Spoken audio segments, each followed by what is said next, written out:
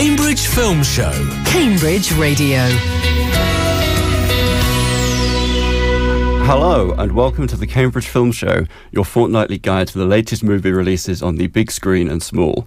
I'm Luke Irwin, and after we celebrated our landmark 100th episode last time out, I'm awfully suspicious that this week's cinema releases seem to be giving us a hint about ending things before they go on too long. In this week's episode, we'll be delivering last rites to the 9th film in the Conjuring cinematic universe, preparing for the final curtain in Downton Abbey, the grand finale, and asking if we really needed a sequel to This Is Spinal Tap 40 years later. Elsewhere, Stephen King's dystopian horror The Long Walk has finally made it to the big screen after many failed attempts to adapt his notoriously bleak novel, in which contestants enter a death march that offers the last man left alive an untold fortune. And speaking of desperate men with nothing left to lose, it's time to introduce today's reviewers. Who will be the last one standing after I force them to discuss the latest Netflix rom-com? Will it be Lorcan O'Neill? Good morning. Matt Taylor? Good morning. Or Nick Kitchen? Good morning indeed. You'll be hearing from the guys throughout the next hour as they give their thoughts on every major release that you can catch in cinemas, as well as a few streaming releases that we'll discuss in the second half of today's show. That includes Highest to Lowest, which reteams the legendary director Spike Lee with the equally legendary Denzel Washington, and, of course, Miranda Cosgrove stars in Netflix's The Wrong Paris, which I simply cannot wait to discuss. But we begin today's show with a film that I'm not sure would ever get made. Here's a trailer for The Long Walk. The only guarantee you have as a human being is that you are going to die. And if you're lucky, you get to choose how you spend those last moments.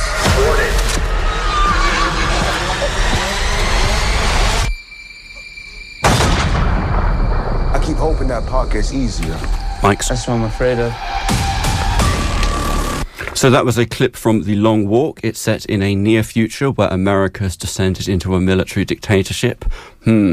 Well, the country's latest source of entertainment is a lottery in which 100 young men enter a walking contest, with the last man left being awarded riches beyond their wildest imagination. The only catch is that you must maintain your walking pace of at least 3 miles per hour.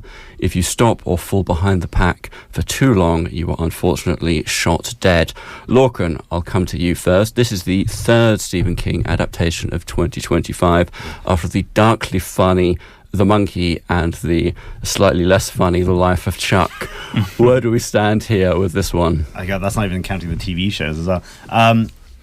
This, I didn't really know much about the story. I heard the original story involves teenagers and they changed that to over 18s. I don't know if that's to save the rating or whatever, but the film, the whole film is just 50 young men walking down a road, and if they drop the pace below 3 miles per hour, that would be deadly in short. If they drop below 3 miles per hour, then they get a couple of warnings and then they get shot, and only one person can make it to the end. So the film relies very heavily on the chemistry and the performances between the characters, and then the constant threat of if anything happens, no matter what, if you go below 3 miles per hour, your life is in danger, and the growing tension as they bond and become friends over time. They're faced with the idea that only one of them can survive. I think when it started off, I thought it was quite dry. I don't think they really do a lot with the premise. There's implications that this is being televised and this and that, but they don't really go into anything like that, because it's directed by Francis Lawrence, who, correct me if I'm wrong, at least 2 of the Hunger Games films. So presumably, I was thinking, well, these people are representing their state. So there's 50 of them, so each one represents a state. Surely they're getting some sponsorship or funding or something. But as soon as you start doing that, then you get a little too close in the Hunger Games, presumably. So that instead of that, they just kind of have nothing. It's just them walking, and there's no spectators until the very, very end, when there's approximately 5 spectators. I thought the chemistry was really good. But it was an hour and 45 minutes of people talking, and they didn't do a lot of world building. And then the ending, I thought, as soon as it ended, the guy behind me very loudly said, well, that ending sucked. And I have to agree with you, incredibly obnoxious cinema goer. That ending did suck, and it ruins a lot of what the film was going for, I think. So overall, fine. Tense enough, decent character drama, but it'll just leave you completely empty. Yeah, I think, because you've seen this as well, Matt, I think one of the concerns I have with this film before I went into it is how to make something cinematic when it's just people walking along a road for hour after hour. And it feels very talky to me. It feels really stage-like and theatrical. Did you feel the same way?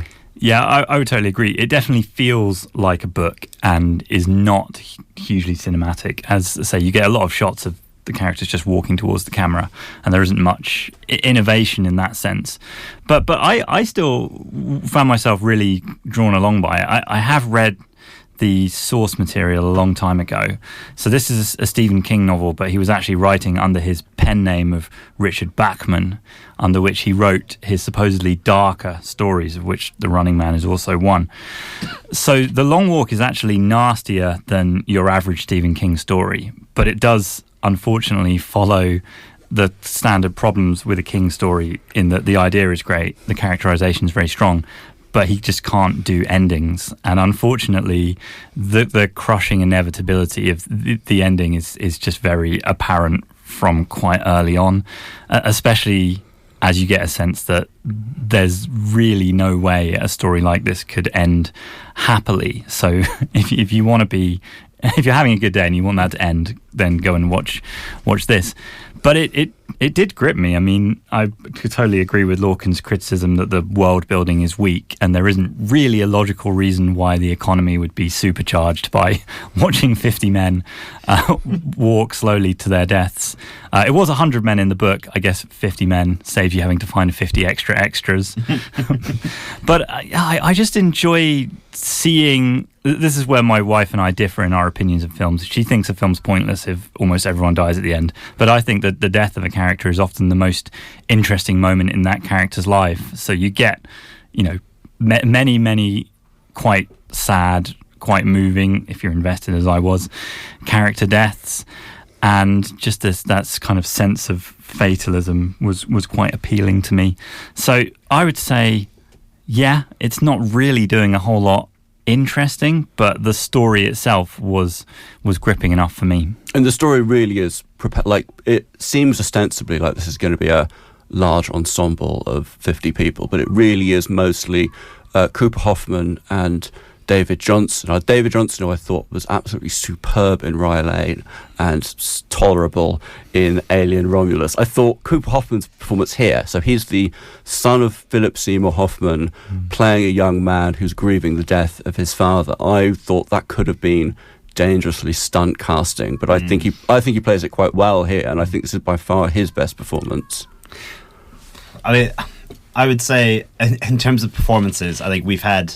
I wasn't on the show when we were reviewing Life of Chuck, but I think Mark Hamill in Life of Chuck might be the worst performance I've seen this year. And in this film, no, in Life of Chuck, where he's playing the irascible grandfather. Sorry, was Mark Hamill the major?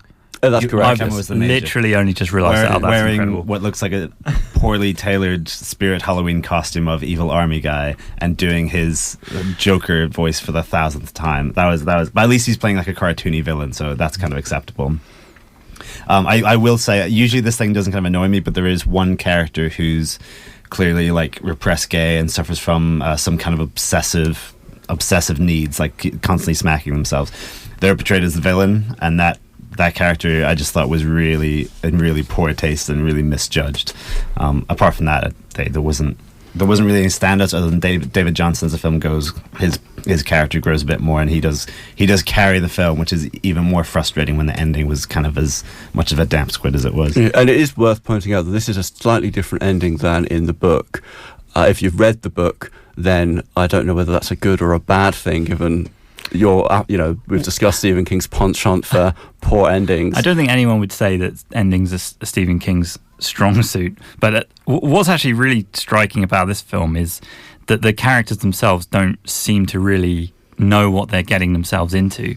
The walk begins off very jauntily, everyone's laughing and joking, and that first moment of violence where 50 becomes 49, I thought was really effective and striking, and it's the kind of thing that usually would be kind of cut away at the last minute, and you sort of, that initial burst of violence did really kind of perk me up and sort of hit home the drama and horror of what's going on. Well, there we go. On that note then, The Long Walk is a certificate 15. I think this is a very generous 15.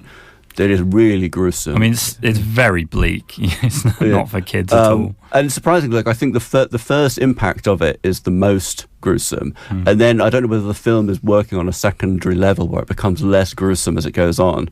Like, it feels like it's trying to get you to be desensitized by the fact that by the end you don't see these killings. I thought that worked quite well. But like I say, a certificate 15 for The Long Walk, and it is showing at the Everyman and the Light. But we turn our attention now to something very different. A British institution is coming to a close after 6 TV series, 5 Christmas specials, and 3 films. Here is a trailer for Downton Abbey, the grand finale. It's hard to accept that it's time to go. Your friendship has never been more important to all of us. But the future of Downton Abbey is now in Mary's hands. He will be a sensation. That sounded suitably grand, didn't it? Downton Abbey's third and final film takes us into the 1930s, with the British aristocracy well in decline and the Crawley family being forced to embrace the changing times. To make matters worse, Lady Mary Talbot, played by Michelle Dockery, is embroiled in a public scandal while the Crawleys face financial trouble. Nick, you've seen this, and I'm led to believe you've arrived to Downton Abbey rather late.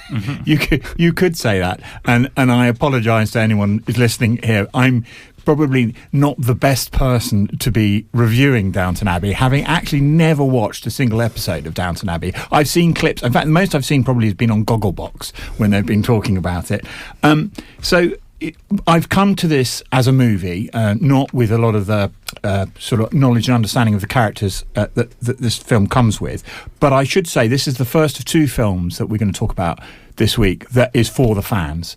And this is definitely for Downton Abbey fans, of which, brilliant. There's a lot to like in Downton Abbey in terms of it produces wonderful visuals and it brings to life the era that it inhabits very well. A lot like, if you're a fan of Bridgerton or Queen Charlotte or that sort of genre type period piece, you're gonna like this, and you'll go in with a warm glow, going, all my favourite characters are here, and you'll think, wonderful, I'm back in the land of Oz. For me, I was coming in as a movie, reviewing this as a movie, as a standalone movie.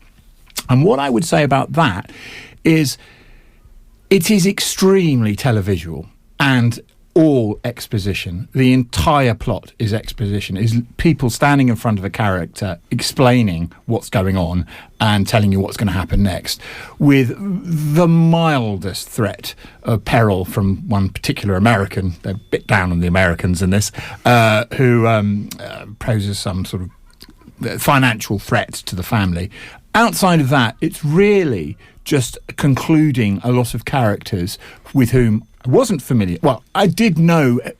Yeah, because it says so much in the popular culture, it's impossible not to know a little bit about exactly. This I was familiar with 50% of the characters in this, mainly the people downstairs, I should say, rather than upstairs. But it's so televisual, and I got slightly irritated towards the end because the exposition and the close-ups of everyone smiling and being nice to each other, and the glossing over of the cultural idioms that are going on, the fact that people are very happy to be down. They are called servants quite frequently in this film. All of that sort of, everyone's happy to know their place and be where they are in this very structured, class-ridden society. And that began to grate after a while. The exposition began to grate after a while. it's cut as a Christmas special, and in a world where we have films that don't make the cut for theatrical releases, I totally understand why this does. There was a pretty decent audience when I watched this. I would say a third full, but I'm sure it'll pack audiences out. So I understand the theatrical release, but for me, it didn't deserve a theatrical release. It's a Christmas special. Well, that really is a shame. I mean, I wish I could ask you more about whether these criticisms are something that have held true of the previous two films, but we'll have to save that for another day, I guess. But I'm sceptical about being a show that really does want to celebrate cinemas having anything that goes into cinemas, and I think this is going to capture a very specific audience. I think it's going to very much appeal to Cambridge audiences. It is, and it's one for the fans, as we'll sort of discuss with another film I think coming up. And I do not begrudge that. And I think if you are a fan of Downton Abbey, you will enjoy this enormously. And I will say, it started very cinematic. They recreate Piccadilly Square in the 1930s. It's fantastic, and there's a panning shot. But then I felt it turned into a sort of Christmas special a bit. But if you like Downton, you'll enjoy it. Well, there we go then. A sort of positive review, I guess. And despite what Nick says, this is considered very cinematic. It's showing in all three Cambridge cinemas. That's the Everyman, the Light, and the Picture House. And it's a certificate U. I always celebrate a lovely rare certificate U. Anyway, from stately homes to haunted houses, it's time to shake off the dust of the Conjuring franchise. Here's a clip. So, when did this start? Heather's confirmation. 7th of September. There's something in the attic. Ed, there's an evil here. Something I've felt before.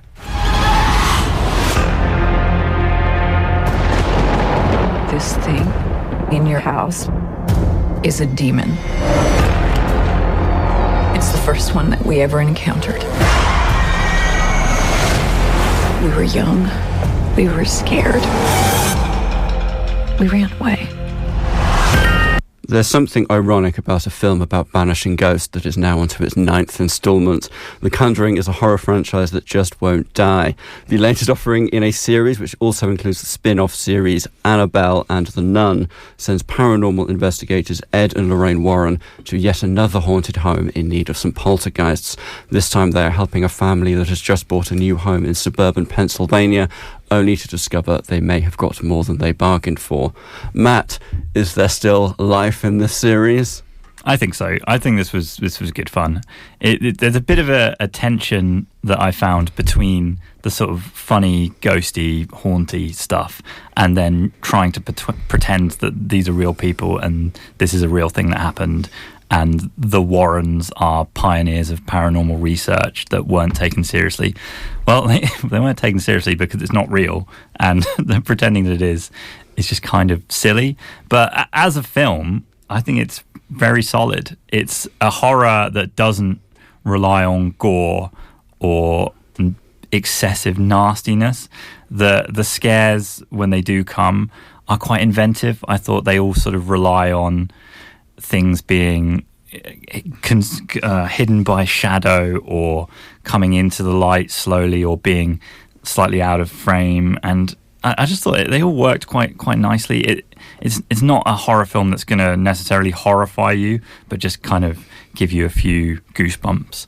So in that sense, I think it's quite accessible. There's no one who's not going to be able to handle watching this, but it did kind of feel like two films side by side, because you've got the sort of spooky, haunty bits focusing on this magic mirror that seems to have a demon associated with it, but then it kind of cuts away to just some family drama with the Warrens and their daughter and her new boyfriend, and Patrick Wilson being the disapproving dad. And I don't think those two films ever really married together particularly well.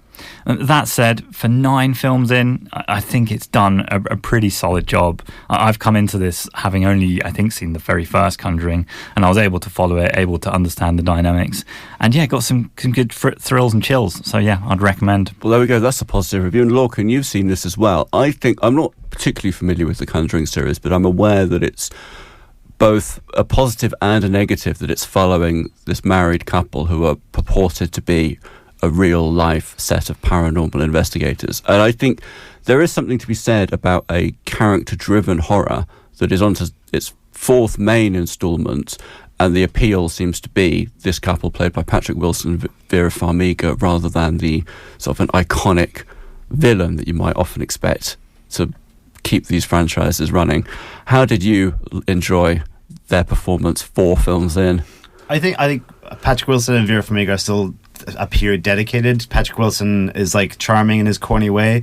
Vera Farmiga, I think, is just a dedicated professional. It's really hard not to get along with her. And her performance in this, a lot of this is built on her relationship with their daughter Judy, played by Mia Tomlinson, who I think is not counting flashbacks, I think is the fourth or fifth person to play Judy Warren in almost as many films. And that's the daughter. That's the daughter. That's the Warren's daughter. Yeah. Overall, I kind of approach this the same way as like the Conjuring films, the same way as I approach the book, the Amityville Horror, which is a really scary book, really fun book. You know, it's complete nonsense, but that's kind of the charm, and you can get invested in that. What I always hate about the Conjuring films, and all of them have done this except the third one, which is the only one that's not a haunted house film.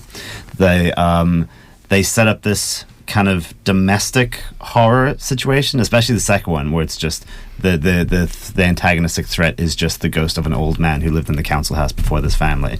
I love all that kind of down to earth kind of horror, but then the last 20 minutes is always, but actually there's a big spooky demon who's going to chase them. And in this film, the kind of plot device is this spooky mirror, and quite early on, the spooky mirror gets destroyed, and it feels like the evil is passed to the house. And I was like, that's interesting. They're gonna have to find a way to dispel this evil without them just shouting prayers into a mirror. And then, gosh darn it, that mirror shows up in the attic 30 minutes before the end. And don't you know, there's a lot of screaming into mirrors. Whereas I would have much preferred a more kind of the problem-solving technique rather than just one thing that they can point all their energy at and destroy. But one thing I think the film started off on a really bad note for me with the borderline tasteless scene of Lorraine Warren giving birth to a daughter, and the baby's stillborn, and it lingers on that, and it very much sets up that this baby isn't going to come back to life. And we know that they do have a daughter in the future. So I thought that was a really nice way to kind of acknowledge the pain and suffering that a lot of people go through for that kind of situation, miscarriages and things like that. And it also, as the audience, sets us up to, we know that they have a daughter later on, so that's why they love that daughter so much. But then the baby just kind of magically comes back to life, and I was like, ooh, you almost had something interesting there. So it started off on a real low point for me, but it did kind of win me over. And just one final point. So this, I believe, is the final film in the entire series.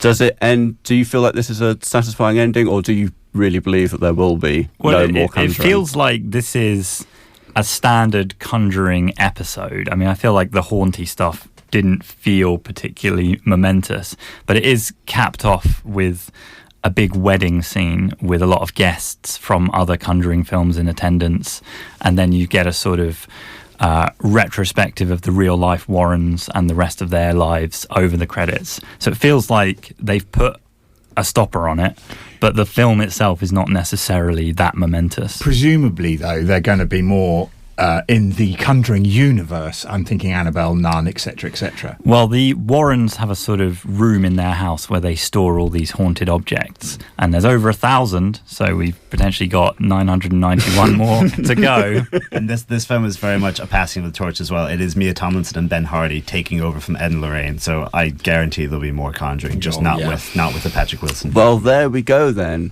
That is The Conjuring Last Rites. It's a certificate 15 for strong horror and injury details, and it's showing at the Everyman and the Light. Next up, we have Honey Don't, a film that only I have seen for my sins. So after we play the trailer, you'll be hearing from Lorcan, who will temporarily take the reins as he joins me in conversation. Here is a clip.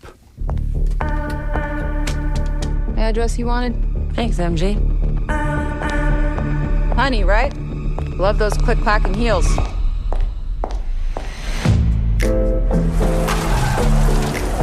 Honey O'Donoghue, to what do we owe the honor? Can you tell me about this woman, Mia Novotny? She got stabbed and stuffed in the car, I guess. In the cool of the evening when everything is getting kind of cool. Only when we submit to the will of God do we serve him. Hector, not in the sacristy. So, Honey, Don't is a dark comedy that follows Margaret Qualley playing Honey O'Donoghue, a small-town private investigator who delves into a series of strange deaths tied to a mysterious church. It's directed by Ethan Coen, one half of the Coen brothers, because Joel's off doing something else, and co-written by his Ethan Coen's partner, Trisha Cook. Luke, I didn't see Drive Away Dolls. I saw some clips, and I thought it looked kind of shockingly not like a movie. Does Ethan Coen show that he is worthy of the title of one half the Coen brothers? Oh, you're very lucky not to have seen Drive Away Dolls. I came into this film because I'm a huge fan of the Coen brothers, and I was led to believe that the split between them was amicable, but you can very much tell that they split because they wanted to go in two very different directions. Joel Coen is generally considered the far more serious one, and he went away and did a black and white adaptation of Macbeth, while Ethan Coen went off and did Drive Away Dolls, which was an absolute piece of schlock. And there's a lot of discussion and theory around why he's doing that with his long-time partner Trisha Cook, who was the editor of the Coen brothers films, and she has a very unusual open relationship where they are making a trilogy of films about lesbians, and she is a lesbian woman who's in an open relationship. And I bring that up to say that Drive Away Dolls really didn't feel like it was written by a lesbian. It felt like it was written by a 60-year-old man who was titillated by lesbians. Whereas this film is far more on the money. You have Margaret Qualley plays a private detective. She feels... I think this is probably one of her strongest lead performances that we've seen. We would have seen her in a supporting role in The Substance, but she was overshadowed, you might say, unfairly by Demi Moore. I thought Margaret Qualley was the star of that film, and I've been waiting to see her get her teeth into something really substantial. And this film, it is very much silly. It is tapping into the Coen brothers' sillier side, but you still get elements of what made their films good. You have... the set design here is wonderful. It looks very sleek and classy. They unfortunately didn't get Roger Deakins in The Divorce, so they've got he's brought in Ari Wegner, and I think she does a wonderful job. But they did get Carter Burwell, who is the longtime collaborator, and his score really holds together a film that veers in very different directions. It does go from silly crime to more serious moments. So the moments that I'm referring to earlier with the lesbian crime drama, you have Margaret Qualley and Aubrey Plaza, who have a toothy relationship, let's say, and it gets spiky, and you get quite serious conversations about how they discuss the trouble they have coming out with their parents. But then you get moments of the Coen brothers slapstick comedy with people getting assaulted with unusual domestic implements in a way that manages to be both gruesome and also cartoonish. And this sounds like a wonderful film so far. I think each individual component of this film works really well, but it does not hold together as a satisfying story. You have various plot threads of the crime that is...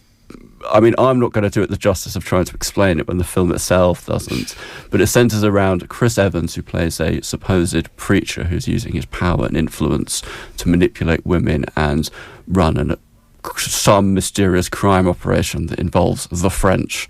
They're only referred to as the French throughout the entire film.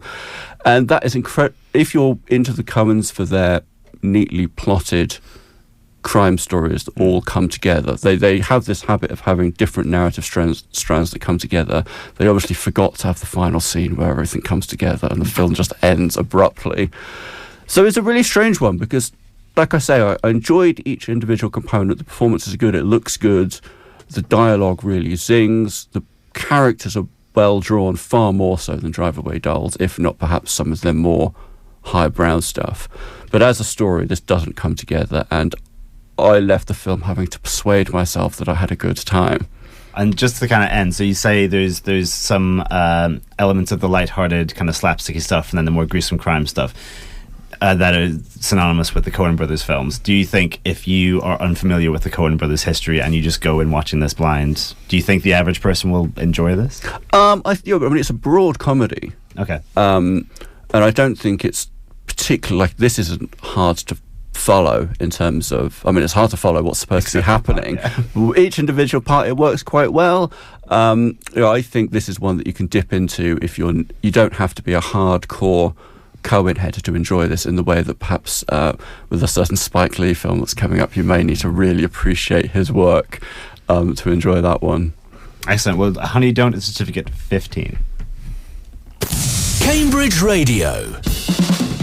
Sunday nights descend into the world of indie music with Stagger, the alternative music show with rap, electronica and experimental music. I'm Tom. I'm here with you for a whole load of fantastic music that I really, really hope you enjoy. It's your backstage pass to the indie music scene. And they're also on the bill. And then before that, we had a live version of Your House Has Ghosts, a favourite track of ours. Great track. What a lineup that is. It is a brilliant night. Stagger, online whenever you want, and Sunday at 10 on Cambridge Radio.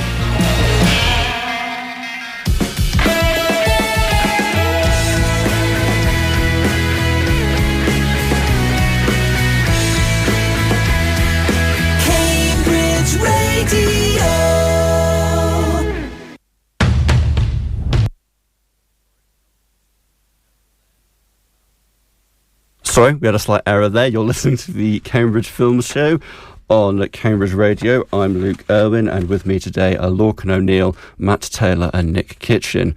We've so far covered most cinema releases that you can catch this week, but if you've just joined us, you can listen back to all of our shows online. You can find us on the Radio Player app, and you can also find us by searching the Cambridge Film Show wherever you get your audio. As for today, we still have 4 more films to cover, starting with This Is Spinal Tap. Well, it's called Spinal Tap 2, The End Continues. Somewhat confusing, given that the original film wasn't called Spinal Tap. But here's a clip. Hi, I'm Marty DeBerge. 40 years ago, I was honored to direct a film called This Is Spinal Tap. The numbers all go to 11. One louder. Why don't you just make 10 louder and make 10 be the top number and make that a little louder? These go to 11. Everyone's favourite fake/actually real heavy metal band are back, 40 years on from the genre-defining rock mockumentary This Is Spinal Tap. Crucially, the whole gang is here: Christopher Guest, Michael McKean and Harry Shearer as the band, and Rob Reiner as the director of both this film and as Marty DeBerge, the documentary maker within the film. Nick, you saw this one. This can't possibly live up to the expectations of the original film, can it? Well, this is right in my ballpark, and I'm sure all of us around this table will love Spinal Tap. Spinal Tap is, and I don't use this word lightly, but it's iconic bedrock of cinema and of a genre and of type of cinema, and one shouldn't forget the impact it had, the fact that people thought it was real for the longest time. It began as a skit in 1979 on the radio, and then they did a sort of skits on the sort of Saturday Night Live type thing, and then it evolved into the cinema, into the mockumentary that it was, and then we've had albums. We've had skits on jazz, their thoughts on jazz. We've had numerous things. They've actually been around doing what they do. They're accomplished musicians for a long time. The reason we haven't had a sequel, it was caught up in litigation, which was only solved in 2020. Now the writing gang own the rights to Spinal Tap. Hence we have 40 years on, the sequel, although they've not exactly gone away, but the sequel to, so this is kind of a mock-you sequel, if you like, if you get the joke there. And this is the second film for the fans that I was talking about with Downton Abbey. This is a film for the fans. If you like Spinal Tap, you will. The worry was, is this going to be an absolute car crash and a disaster? We know the writing team can do it. A Mighty Wind. What was the one? Best in Show. These guys know what they're doing. Was this going to be a car crash? No, it's not a car crash. It's, if you're, as a Tap fan, I laughed a lot. I thought it was just the right side of acceptable. Is it comparable to the 1984 mockumentary that is Spinal Tap? No, and it was never going to be, and I don't think it could ever live up to that.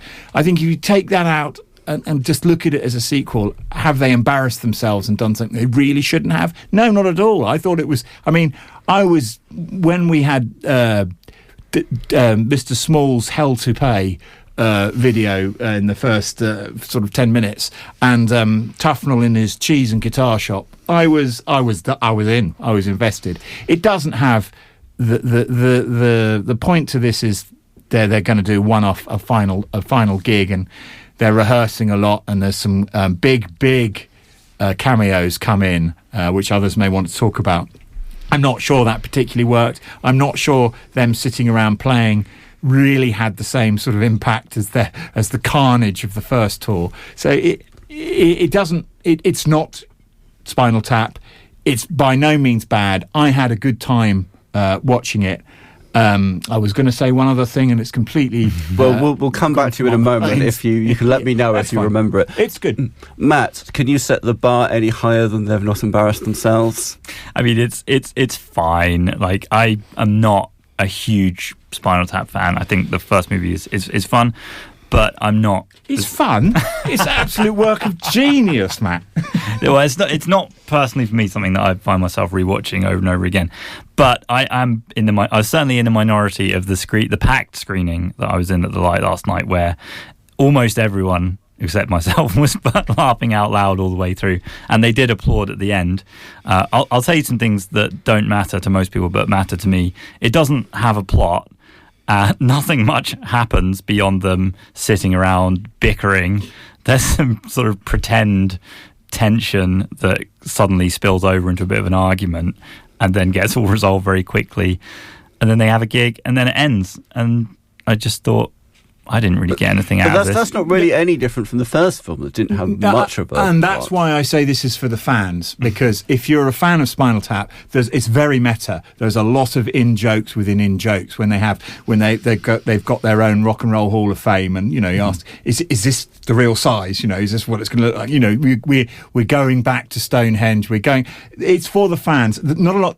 The point to the plot, there isn't a plot. It's the way the characters interact with each other, and we know how they are. And there's, you know, the more there's some lines in it that go, the more we just go into the music, we realise we don't have to deal with our personal problems. You know, it's just that whole kind of we're back in the Tap universe. So there isn't much of a plot, but in a way. Well, as I say, I was going to tell you something that didn't matter, but I found that this style of humour of characters deadpanning really silly things, I'm just a bit tired of it. It feels a little bit like Taika Waititi, and I'm tired of that as well. And I think this is the thing. Spinal Tap almost is ground zero for this. They created the genre, and so really, I can understand that. And it's very much for the fans. It's not going to go back to that. If anyone has the right to do this, it's the Tap. The thing that I wanted to say was there's more pathos in this film than I was expecting,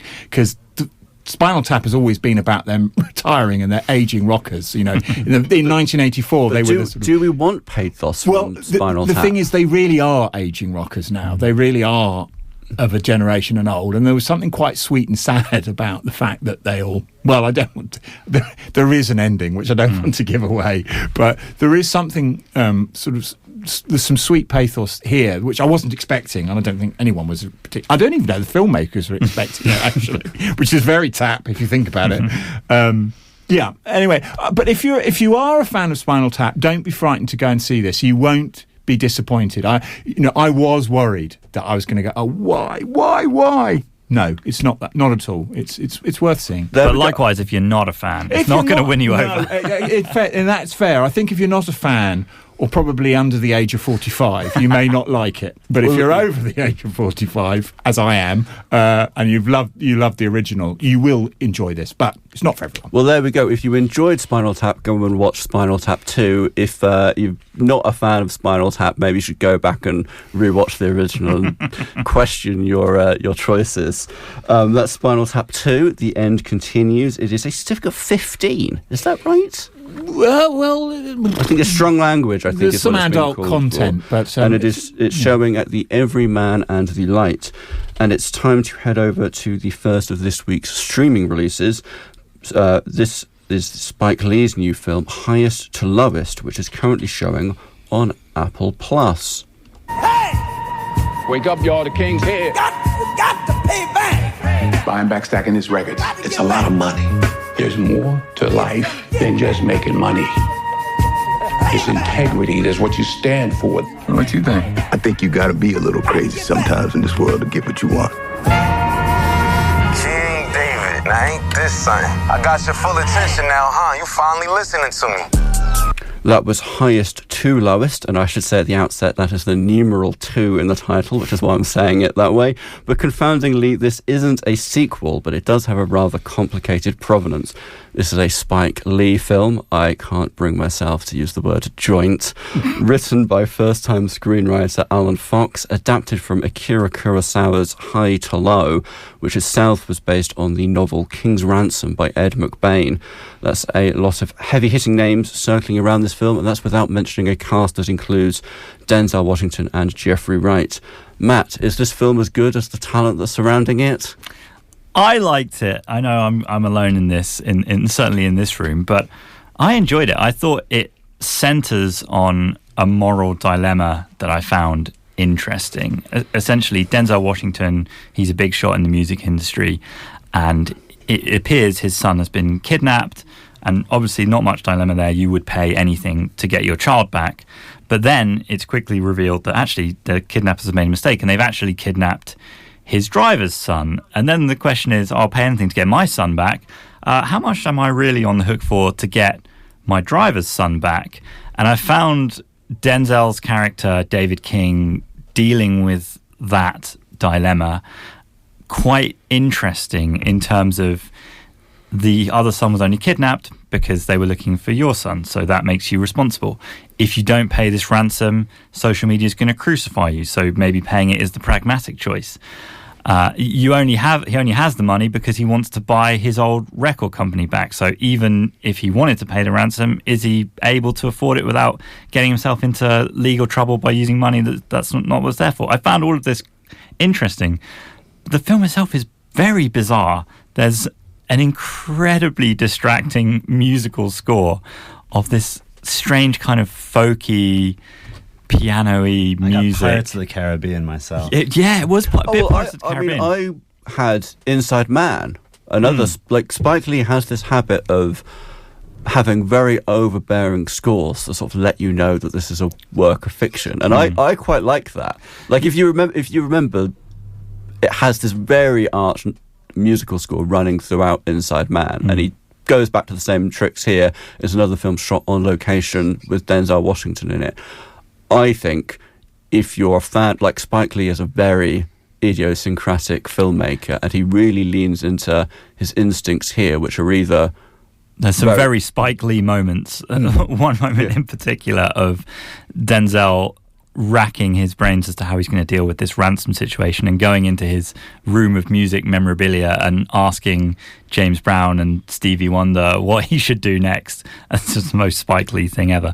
But I enjoyed it. I'll let you get to the haters now. Are you a hater, Nick? You should go to. Yes, I am. Let's be honest. This is awful. I'm sorry, and I don't. But I honestly, after 10 minutes, I thought, what is he having a joke? Is he having a laugh, Spike, on this? And what really upsets me about this film, the score is appalling. It's like a 50s Western. What's he doing? But again, some people like 50s Western. Well, this is the thing. Am I missing something here? Is Spike playing a game with us? Is there something very deeply meta that's going on? I mean, I could go on and on, but essentially, the script was appalling. The soundtrack is ridiculous. The I mean, it feels like he's having a joke and that I'm missing something here and that I should be understanding sort of the meta. There's something meta going on here that I don't really know. May I ask whether you've enjoyed other Spike Lee films? Well, what really annoys... Yes, I have, and this is what really annoys me about Spike. Spike is gosh, we've had a lot of really iconic films in terms of Spinal Tap, and Spike is his contribution to cinema. In terms of race and introducing other stories that we were just not hearing before Spike, is he has an incredible legacy behind him, and he's got this is source material Kurosawa. The cast, he hardly uses Jeffrey Rush, for goodness sake. Jeffrey Wright. Told you I get Jeffrey Rush is hardly at all. Yes, he's conspicuously absent, but no, he doesn't use his cast at all, and. That's the thing that really disappoints me. The amount of talent on display here that is wasted is shocking and appalling. Well, were you disappointed as well, Lorcan? I have a mixed palette for Spike Lee. Sometimes I like his films, sometimes I don't. And yeah, Matt's right. There is definitely a lot of Spike Lee moments. Lots of people on treadmills going slowly towards the camera as if they're floating. But yeah, this was just strange. I'm not going to pretend to be any authority on rap or R&B culture, and this film's been heavily adapted to fit into that culture. So there may well be something that just goes completely over my head. And I accept that as well for me. When there's a major plot point around Denzel Washington really enjoying the song, which is just the words "get in the back" over and over and over again. I was like, I don't know what's going on. I thought it felt most like a Tyler Perry film. Yeah. Where it's just completely vacuous, looks like a TV show, everything's neat and clean, and everyone's just very fancy and rich, but then the melodrama in Tyler Perry is so ridiculous, it's kind of entertaining. Whereas the melodrama here, the moment where you find out that the son's been kidnapped, it's literally, he takes a phone call, virtually off screen, comes in, it's like, I think my son's been kidnapped, and everyone's like, oh my god, it's so strange. Yeah. And Jeffrey Wright, who just came out of American Fiction, is playing just really leaning into some stereotypes that I thought was a bit bizarre. And then the score is bizarre, the action is just, there's so many strange, there's a Puerto Rican festival halfway through the film, and it keeps cutting back to this guy, I assume is a famous Puerto Rican pianist. He is. Playing at this jazz concert, and it's cutting back and forth between the world's slowest chase scene and this Puerto Rican music festival, which has absolutely precisely nothing to do with anything. It's all just a lot of bizarre choices, and no performances I thought were good. And he drops the bag by accident. So anyway, that's going into it. Let's not. Oh, you've got one more thing to say, do you? One thing, this is why, for me, it is one of the worst films I've seen this year. The ending from Spike on, and I won't really go into it, but they're basically listening to music, and it's basically Spike. It seems to me Spike saying, sort of, talking to his audience, saying, this kind of music, don't go down that road, go down this, listen to the classics, and then if you want to get on, and you have to get, basically it felt like your old uncle telling you how things you were much better in the past, but they're not so good nowadays. But that's from Spike Lee. I don't. Can I ask very quickly, has anyone here seen the Akira Kurosawa film? Because I'm led to believe that it's a genuine masterpiece that we perhaps shouldn't be surprised by, given Akira Kurosawa, but a lot of people think that Spike Lee is an equal legend as well. So perhaps you should try and find high to low rather than highest to lowest if you were interested in that concept. But if you do want to watch it, it's a certificate 15 and it's showing on Apple Plus. We end today's show with a pair of very different Netflix releases. First up, we have Liam Neeson in the action thriller Ice Road Vengeance. I arranged a guide to Everest Base Camp. Some guy named Danny Yanchang. I am Danny. Danny, got it. After you. Welcome aboard. Welcome aboard. Mount Everest, here we come.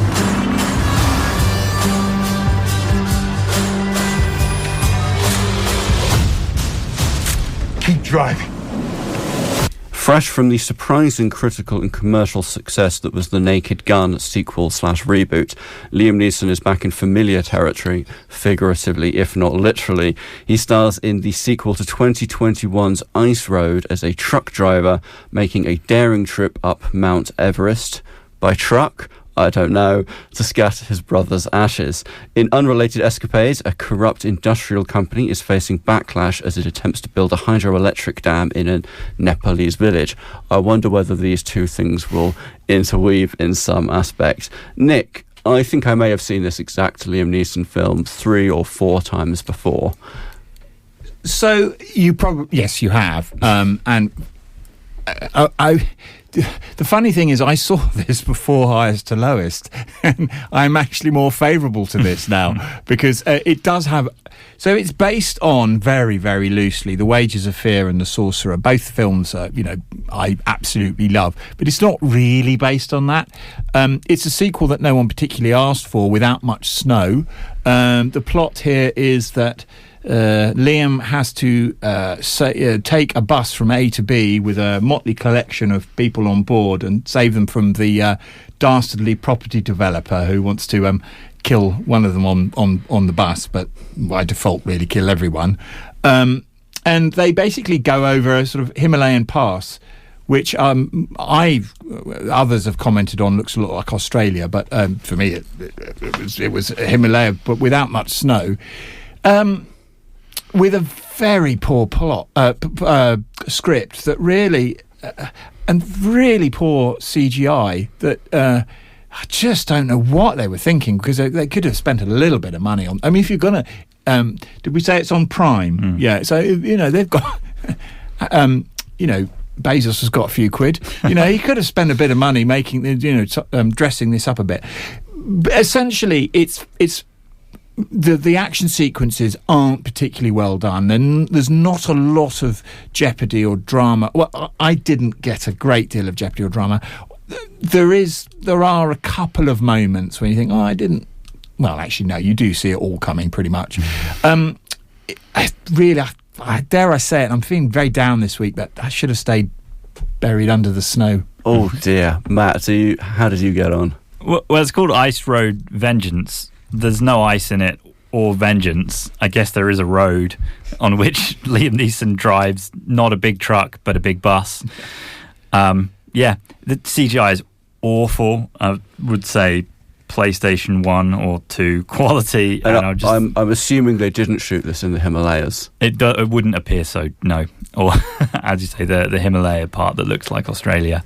It is quite strange that it has Fan Bingbing in, who is sort of one of China's biggest film stars, acting as the sort of opposite Liam Neeson. And I was thinking, it's quite good that they're not going to shoehorn a romance in with this 30-year age gap, and then, wouldn't you know it, at the end they do, which was disappointing. I actually didn't hate it. I thought the moments when they're on the bus getting to know each other was okay. I thought there were a few so bad it's good moments, including Liam Neeson battering someone to death with his brother's ashes in an urn, but it's not great. 2 stars. Well, there we go then. That's Ice Road Vengeance. My apologies. The original Ice Road is on Netflix, and this is on Amazon Prime. I'm not quite sure what is up with that, but if you want to watch this, it is showing on Amazon Prime. It's a certificate 15. And now, finally, we've come full circle in today's show.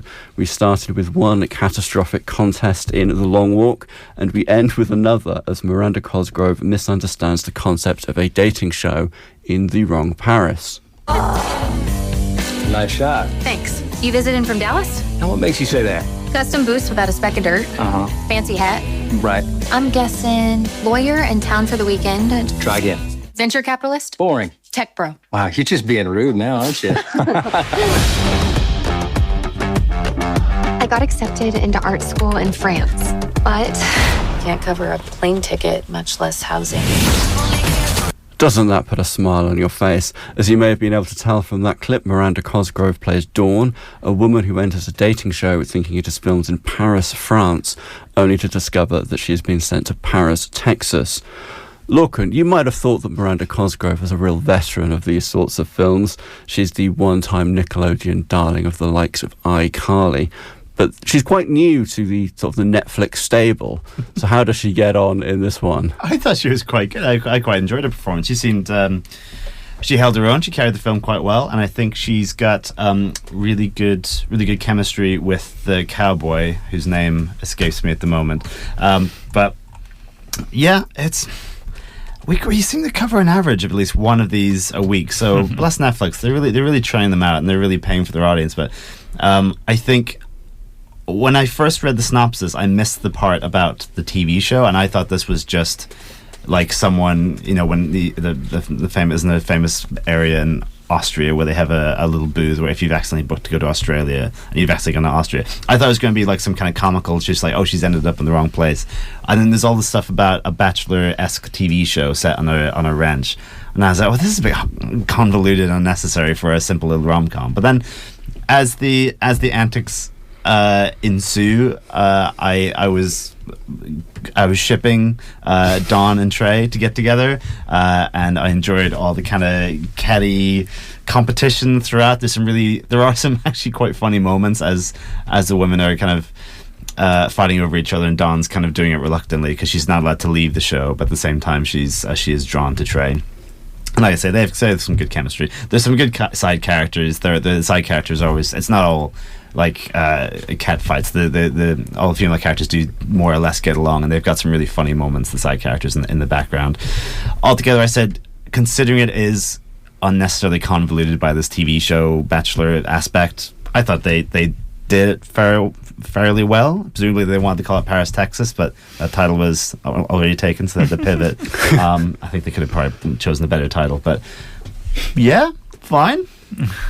Well, there we go. Yeah, I mean, I am obviously the rom-com fan. I was desperate to cover this one. I agree with you wholeheartedly. I think they really fumbled the bag of the setup. The setup should have been a lot funnier, but it very much recovers. And once you get the hang of the fact that, okay, they're on a ranch, it's a game show, then it finds its way, and I had a passably entertaining time. That is The Wrong Paris. It is currently showing on Netflix. And that's all we have time for this week. Please join us again 2 weeks from now on Saturday the 27th of September, where we will be reviewing Margot Robbie and Colin Farrell in the romantic fantasy A Big, Bold, Beautiful Journey. Meanwhile, Paul Thomas Anderson takes another crack at adapting a work of the famously impenetrable writer Thomas Pynchon in One Battle After Another. And strangest of all, Steve Coogan plays former Republic of Ireland football manager Wink McCarthy in Saipan. How on earth is that a film? Until then, it is goodbye from me and goodbye from our reviewers. Goodbye. Bye. This is Cambridge Radio. Cambridge Film Show.